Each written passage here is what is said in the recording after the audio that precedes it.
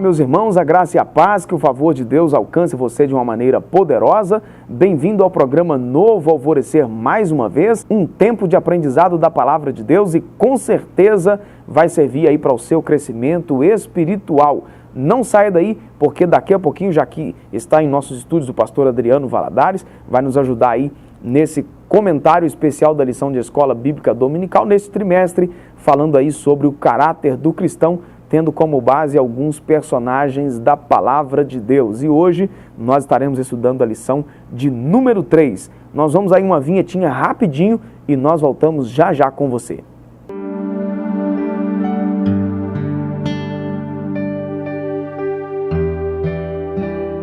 Continuando o programa Novo Alvorecer de hoje, comigo aqui no estúdio, para o nosso comentário da lição de Escola Bíblica Dominical, pastor Adriano Valadares. Bem-vindo, pastor, mais uma vez, Deus lhe abençoe. A lição de hoje, lição de número 3, nós estaremos estudando neste próximo domingo, dia 16 de abril de 2017. O tema da lição é Melquisedeque, o Rei de Justiça. O texto áureo da nossa lição, Hebreus capítulo 7, versículo 17, que diz: porque dele assim se testifica, tu és sacerdote eternamente, segundo a ordem de Melquisedeque. A verdade prática da lição: o sacerdócio de Cristo é superior a todos os sacerdócios, pois ele é o sumo sacerdote perfeito e eterno. A leitura bíblica em classe da nossa lição, duas referências: Gênesis capítulo 14, versículos 18 e 19, Hebreus capítulo 7, do versículo 1 até o versículo 7 e também o versículo 17. A introdução da nossa lição, pastor Adriano, o autor vai colocar que Melquisedeque é um personagem enigmático da história bíblica, pois ele foi um verdadeiro adorador em meio a uma gente idólatra e corrompida. Exerceu o papel de rei e sacerdote sem fazer parte da história israelita. Essa questão aí de ser enigmático é exatamente pela falta de muitas informações, né? Na verdade, a origem, pai, mãe, genealogia, nós não temos informação nenhuma. Né? Tem até o texto de Hebreus logo à frente aqui na lição que o autor vai colocar que ele não tinha pai, não tinha mãe e tal, né? Era um desconhecido na história. Na verdade, a Bíblia não traz essa informação. Obviamente ele tinha pai, tinha mãe, obviamente. Só que a Bíblia não relata, né? Senão, nós vamos cair numa visão teológica, né, desse texto aí, que Melquisedeque era uma teofania. Eu não me agrado dessa linha teológica. Né? Na verdade, eu vejo Melquisedeque como um tipo de Cristo, não uma teofania. O fato da Bíblia dizer que ele não tinha pai nem mãe é porque não traz a sua genealogia na Bíblia. Mas com certeza ele era, né, tinha um pai, tinha uma mãe, né, uma origem. Só esclarecendo aqui para quem está em casa nos assistindo pela TV, teofania é a manifestação, né? Deus. Em forma humana. Forma humana, né? No Antigo Testamento nós temos várias aparições de Deus. Teofânicas, né? Aparições teofânicas, né? Então, pelo fato da Bíblia dizer que ele não tinha pai e mãe, alguns teólogos alegam que era uma teofania, mas é uma linha que nós não nos prendemos bem, não. A gente já prefere olhá-lo como um tipo de Cristo. Não prendemos bem assim no sentido de falar que realmente a gente não é adepto dessa linha. Exatamente por razão de que ele era um rei, ele fazia parte de um governo. Sim. Ou seja, era uma pessoa humana como qualquer uma outra. E existem outros personagens bíblicos que a Bíblia também não aponta a sua origem, como por exemplo Elias vai ser lançado na história, simplesmente surgiu um profeta e tal, mas quem era ele, de onde veio, o que fazia antes, não tem nada de informação. Por isso que era uma aparição teofânica. Não é, exatamente. Como diz Tiago lá na frente, né? O apóstolo Tiago escreveu e disse, né? Elias, homem sujeito à mesma paixão do que exatamente. Aí, se tratando ainda de Melquisedeque, sua ordem sacerdotal, com aspectos peculiares, tornou-se um tipo do sacerdócio de Cristo, que em tudo é superior a todas as ordens sacerdotais. Aí está falando aqui da superioridade da ordem sacerdotal a qual Cristo, né, é para nós na nossa linha teológica. No contexto de Israel, né, sacerdote só da tribo de Levi. E nós vamos ver aqui que o autor colocou, e a Bíblia também fala que Melquisedeque, né, ele era, ou melhor, Cristo é segundo a ordem de Melquisedeque. Ou seja, Melquisedeque antes da lei, antes da instituição do sacerdote. Antes do sacerdócio em si, né? Do sacerdócio araônico, né? De Arão. E ele foi sacerdote antes. Então, tipificando Cristo é um sacerdote superior, o sacerdócio de Cristo é superior ao sacerdócio araônico. Ok. Aí nós vamos aí continuar caminhando aí para o conteúdo da nossa lição. Quem era então Melquisedeque? Ele surge no cenário histórico da Bíblia de forma inesperada e até misteriosa, porque a gente já falou aqui que o próprio texto de Hebreus capítulo 7, versículo 3, vai dizer que ele era sem pai, sem mãe, sem genealogia, não tendo princípio de dias, nem fim e tal. E exatamente aí esse nem fim é por causa que aí apontava para a figura de Cristo, né? Mas sendo feito semelhante ao Filho de Deus, permanece sacerdote para sempre. O seu nome, e aí transliterado para o hebraico, haja vista que ele não era hebreu, né? Significa rei de justiça ou meu rei é justo, né? Então, ou seja, aí, mesmo que a gente não tenha muitas informações a respeito dele, mas tem um pouquinho aí, e essa questão aí do significado do seu nome é interessante, né? Interessante, né? Lá pra frente vai ter um tópico que vai falar um pouquinho melhor sobre isso, então vamos deixar pra gente fazer um comentário sobre isso nos tópicos posteriores. Tá, aí o que nós podemos fazer aqui da personalidade bíblica Melquisedeque, então, vamos lá, só recapitulando aqui. Apesar de ter parecido de forma inesperada, o seu nome significava rei de justiça ou rei justo, né? Era rei de Salém. A cidade onde ele governava, chamava Salém. Né? Alguns alegam, né, dizem que futuramente Salém se tornou Jerusalém. Né? A cidade tomada por Davi, né? Davi, né, constituiu como capital da nação de Israel. Né? Então tudo indica que Salém, né, no reinado de Davi, cidade de Jerusalém. E aí era um rei cananeu. Interessante, né? Interessante, né? Lembrando que lá em Gênesis 15, Deus fala com Abraão, né? Olha, eu vou dar essa terra à sua descendência. Só que eles ficarão 400 anos fora, subjugados, porque a taça da ira dos cananeus ainda não encheu. Né? Então, ou seja, era um povo perverso, pecador. E você vai ver que Melquisedeque fazia parte desse povo. E aí vamos lá então. Onde ele aparece na Bíblia? A gente vai começar a caminhar, a entender um pouco mais sobre esse personagem. Ele aparece no relato bíblico quando então Abrão, né? Não era Abraão, né? Porque houve aí essa mudança de nome de Abrão para Abraão. Foi justamente no contexto desse episódio, né? Do episódio aqui, capítulo 15 de Gênesis, que Deus ele muda o nome de Abrão para Abraão. E aí Abrão sai numa jornada arriscada quando Ló foi levado preso juntamente com os reis, onde o patriarca habitava, e foram derrotados por uma confederação de 4 reis. Os 4 reis tomaram prisioneiros Ló juntamente com o rei de Sodoma e Gomorra, né? E aí Abrão sai nessa perseguição para tomar de volta o sobrinho. Interessante que Abraão ele junta os seus criados, né? 318 criados nascidos na sua casa. E Abraão, em nenhum momento a Bíblia nos fala que ele era homem de guerra. Ele era criador de gado. Né? Então tudo que nós entendemos é que os seus servos também não tinham habilidade nenhuma, mas ele faz aí um ajuntamento dos servos, arma eles e sai para buscar.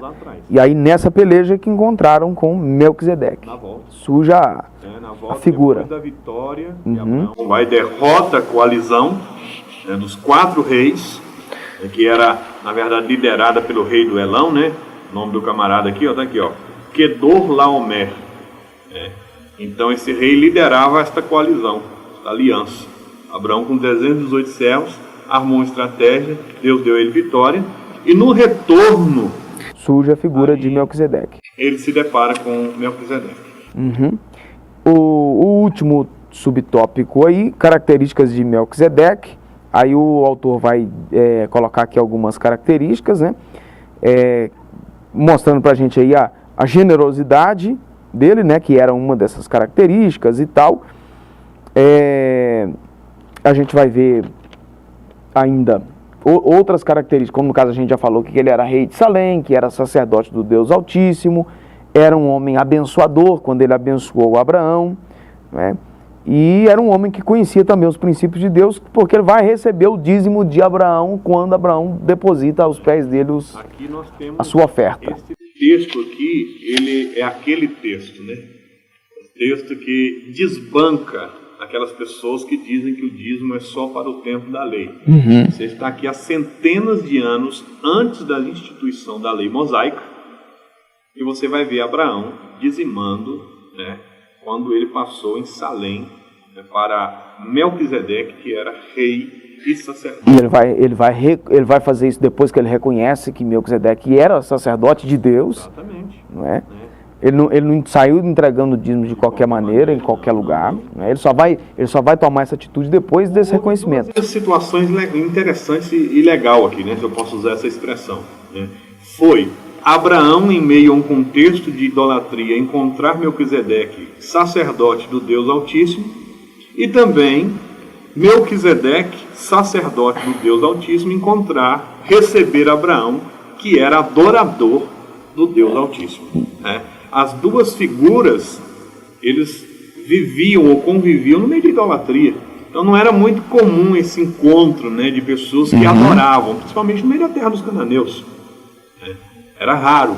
Então, ou seja, Melquisedeque recebeu, quando ficou sabendo que Abraão era adorador do mesmo Deus que ele, e depois você vai ver Abraão dizimando, porque reconheceu, né, a autoridade que estava sobre a vida de Melquisedeque. Lições do caráter de Melquisedeque, um caráter justo.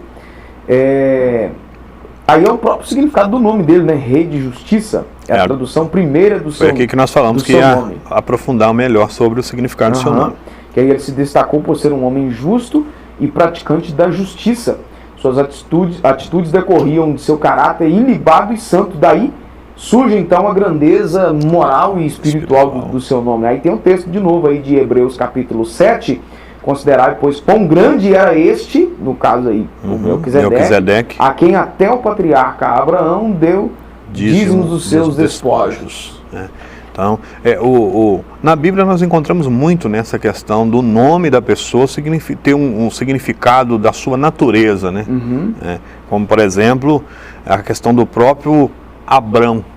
Abrão e Abraão, né? Um acréscimozinho. Acrescentou um ar. Talvez alguém que não tenha esse entendimento, talvez acha que seria sem significado, mas mudou totalmente, né? Abrão significava pai das alturas, pai grande. E quando Deus mudou para Abraão, aí o sentido já passou a ser pai de uma grande nação ou pai de multidões. Então a questão de Melquisedeque aqui refletia muito bem o caráter que ele tinha. O caráter dele era ilibado, era um homem que governava a cidade, o próprio nome da cidade significava paz, né? Salém significava paz. Então, além de ser um homem pacífico, generoso, como nós já vimos aqui, ele também, né, era um homem sincero, de uma moral ilibada, né, de uma espiritualidade grande, que Abraão, por ter experiência com Deus, conseguiu visualizar tudo isso na vida de Abraão, de Melquisedeque. A gente vai ver que essa consideração dele toda, entregar o dízimo e tal, e esse reconhecimento aí da ordem sacerdotal dele foi a partir dessas avaliações que ele fez, né? Que ele passou a entender que realmente se tratava de alguém de Deus, né? Alguém, né, sincero. Um caráter justo, como diz o título aí. Além do caráter justo, também tinha um caráter pacífico. O texto citado diz que além de ser rei de justiça, ele era também um rei de Salém, que era rei de paz, né? Que é aquilo que o senhor acabou de falar. E certamente Melquisedeque era um homem pacífico e também reinava sobre uma cidade cujo nome significa paz. E aí vem a dica para nós, cristãos, que temos o dever moral e espiritual de sermos promotores da paz. E aí em vários lugares, né? No nosso lar, na igreja, no ambiente que nós estamos nos relacionando, né? Seja no ambiente ministerial, eclesiástico, na escola, na vida profissional, enfim, independente do lugar que nós estejamos inseridos, né? Precisamos aí essas as características, né? Tanto de justiça, em meio a uma geração ou em meio a um momento de injustiça, nós devemos ser praticantes da justiça, e também, né, na questão de paz, pois, na verdade, nós estamos vivendo em um período de conflito. E a gente pode pegar tudo que o autor colocou aqui, né? Conflito na família, conflito, né, em ambiente de trabalho, conflito, né, na escola. Infelizmente, a gente poderia até acrescentar, né, conflito ideológico, né? Ideológico, ministerial, né? Mas nós temos que aprender, com a palavra de Deus, pois na verdade, a semelhança aí, porque lá em Apocalipse capítulo 1, versículo de número 6, Jesus disse para João, né, que ele nos fez reis e sacerdotes, né? Então, como sacerdotes, né, porque eram as mesmas características de Melquisedeque, rei e sacerdote. Então nós também somos reis, porque a Bíblia diz, né, lá em Apocalipse 20, que nós assentaremos e reinaremos com Cristo. Então nós somos também, né, teremos essa questão aí de liderança, né, que o Senhor nos constituirá, né, no futuro escatológico aí. E você, né, voltado para o lado sacerdotal, o Senhor nos fez também sacerdotes, porque hoje nós somos os responsáveis, né, de oferecer sacrifícios ao Senhor, né, não literalmente no sentido, né, do Antigo Testamento, de sangue, animais, aquela coisa, mas hoje nós oferecemos, como Paulo 12, né, Romanos 12. Sacrificial, na verdade, né? Romanos capítulo 12, versículo 1, né? Rogo, pois, irmãos, pela compaixão de Deus, que apresenteis os vossos corpos em sacrifício vivo, santo e agradável a Deus. Então somos sacerdotes. O terceiro tópico, então, da lição, segundo a ordem de Melquisedeque, que era um novo sacerdócio. O livro de Hebreus vê que houve necessidade de mudança do sacerdócio levítico para outro que lhe era superior. Aí tem um texto: de sorte que seja perfeito, que fosse pelo sacerdote levítico e tal, né? Hebreus 7, versículo 11. Dessa forma, nós os cristãos estamos debaixo do sacerdócio maior, então, que esse sacerdócio que foi o sacerdócio de substituição, que é o sacerdócio de Cristo. Voltando, né, ao que nós já dissemos no início, Deus instituiu o sacerdócio levítico, né, mas ele perdurou até Cristo. Quando Cristo ele veio e realizou, né, o sacrifício ali no Calvário, o sacerdócio de Cristo, ele superou o sacerdócio levítico. Né? Então, para o judeu, eles ainda creem na questão do sacerdócio levítico, porque não creem em Jesus como Messias. Mas para nós, a igreja, né, o sacerdócio de Jesus, ele é superior. Embora não seja da tribo de Levi. Mas assim também como Melquisedeque também não era judeu. Então, ou seja, Abraão reconheceu e dizimou e ofertou, né? E foi abençoado por ele, porque na cronologia bíblica, né, no sentido bíblico, o maior abençoa o menor. Agora, não ficaria um nó na cabeça de um judeu com um negócio desse? Porque, por exemplo, olha, embora Melquisedeque não fosse da tribo de Levi, para piorar ainda, ele não era nem israelita. Não é? Aí essas histórias estão inseridas lá na Bíblia judaica do mesmo jeito que está na nossa, haja vista que a Bíblia do judeu é a que nós conhecemos hoje de Antigo Testamento. Isso. Não é? Aí eles veem essa história lá do Melquisedeque todo, que não era israelita, né? Automaticamente nem existia tribo de Levi, porque ainda a história vai se passar nos dias de Abraão. Aí agora, quando chega Jesus, não era da tribo de Levi, mas era um israelita. E aí, como é que entende isso aí? Na verdade, né, o judeu, ele tem a convicção, as suas convicções são muito fortes. Né? Então, na verdade, ele também não considerava o sacerdócio de Melquisedeque. Eles vão passar a considerar a partir da atitude de Abraão, né? Entendeu? E você vai ver aqui, né, talvez nessa situação que você falou, né, a questão do nó, de dificultar o pensamento, porque Davi, no Salmo 110, versículo 4, ele profetiza. É um salmo messiânico, né, um salmo escatológico, podemos assim dizer, porque estava prevendo algo para o futuro.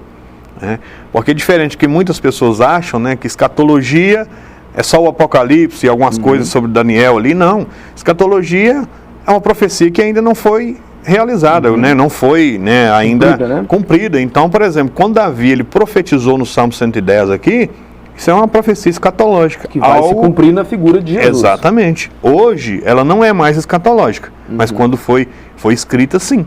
Né? Então, o que acontece? Davi profetizou, né? Olha, ele também é segundo a ordem de Melquisedeque, né? Então, e além do mais, você vai ver que quando se cumpre em Jesus, Jesus também não é da tribo de Levi, é da tribo de Judá.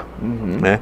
Então é por isso que o sacerdócio de Cristo, a semelhança do Melquisedeque, ele é superior. Assim como Melquisedeque não era judeu e Abraão dizimou e foi abençoado, aí você vai encontrar Cristo, que também não era da tribo de Levi, mas, no entanto, já havia profecia dizendo que ele seria, né, de ordem eterna. E se é de ordem eterna, é superior ao sacerdote, ao sacerdócio arônico.